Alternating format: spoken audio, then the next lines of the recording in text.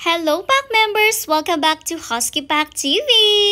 Update muna tayo sa ating mga cats ngayong tag-ulan. Pala heto nga po, bagong linis rin ang kanilang cages nung time na to. Everyday make sure din natin na meron silang water syempre at saka yung kanilang cat food. Tuwing umuulan rin nga, medyo hinaharangan natin etong kanilang mga cages para nga kahit papano hindi naman sila lamigin. Dito sa kabilang cage, mag-isa naman dito si Argus since nawala na nga po yung kapatid niya. Tapos lalaki nga siya kaya hindi natin siya maisama kina Ming at Musa. Baka kasi maya-maya makita na lang natin buntis na yung dalawang yan. Ay naku, Diyos ko, hindi natin caring mag-alaga ng kittens. Kaya naman kapag lumalabas si Argus, ang kalaro lang talaga niya ay itong si Althea. Yun nga lang nagagalit si Ate Bibo. Akala kasi niya inaaway ni Althea si Argus pero yan lang nga yung paglalaro talaga nila kaya pinagagalitan niya talaga si Althea.